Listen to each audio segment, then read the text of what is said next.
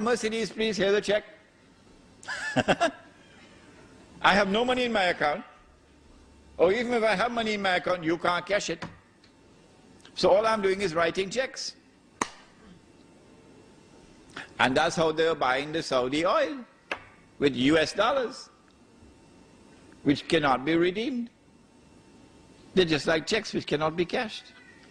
Well, then why did the US dollar collapse? There's only one answer. Only one answer.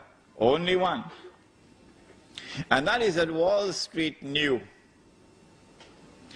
what even our distinguished and respected ulama did not know. Wall Street knew that this entire international monetary system was fraudulent, batil, and that it would collapse one day. And they thought that that day had come. In 73 and again in 80. And so a Wall Street banker would not ask, would the international monetary system ever collapse? No, he wouldn't ask that question. What's the question he will ask? When would it collapse? That's what he would ask. Since 1980, something strange has been happening. And that is that there has not been any more collapses. The US dollar, in relationship to gold, has remained fairly stable for 22 years now. The price of the US dollar, the value of the US dollar in relation to gold, has been moving between, say, $250 and $400, up and down, okay? But no collapse. Why is this happening? The answer is, those who have constructed this system, those who are preparing to bring down this system, and to then take absolute control of the world of money as part of the means through which they will now rule the world. Rule the world. And the golden age would be said to have come back again. And so the Messiah must be here. They're the ones. For that subject, of course, please read this book, Jerusalem in the Quran. It'll explain that subject. What they did was to control the price of gold. Can you control the price of a commodity? Yes, if you can establish what is called a monopoly. Then you can control the price of a commodity. The Prophet ﷺ cursed the one who establishes a monopoly. In the late 19th century, when diamonds were discovered in southern Africa, the Jews were behind the diamond industry, the European Jews. And they wanted to take control of the diamonds, and they wanted to maintain the high price so that the price would not lower. So what they did, they used, of course, a British as a front man, so that Jewish face would not be up front. His name was Cecil John Rhodes. Cecil John Rhodes. And using Cecil John Rhodes, of course the Jew is behind him, Alfred Beat is the Jew behind him, and behind Alfred Beat is Lord Rothschild in Europe, the Jewish banker. What they did was to buy out all the other diamond mines.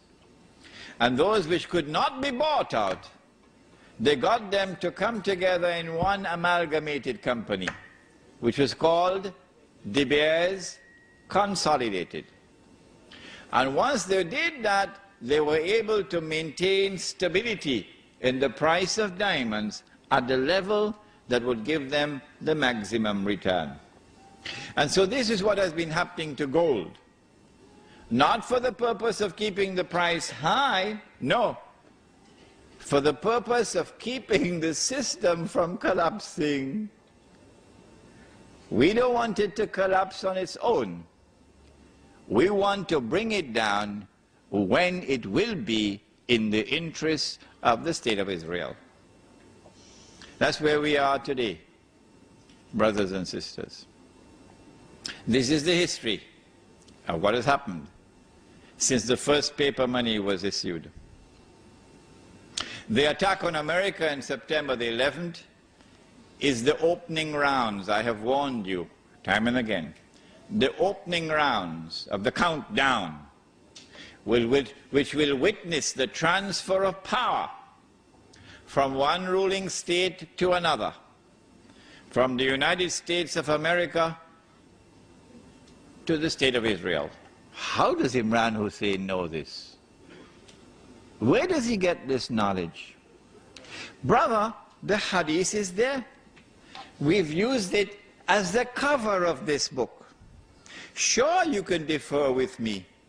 I have no problem with that if you differ with me, that I have interpreted the hadith in the way that I have, and you are uncomfortable with it. Fine. But what are you going to do when Israel becomes the ruling state of the world? You'll remember me on that day, yes? Yeah? Imran was right. He interpreted the hadith correctly. Part of the process through which the Jews will take control of the world is the attack with money. This is riba. With the value of the money collapsing, going down lower and lower, she was working, you remember, for 40 bags, the black woman. And then the white South African government was slapped in the face by the US Congress in 1988. Why? Because the white world order, they don't want to look bad.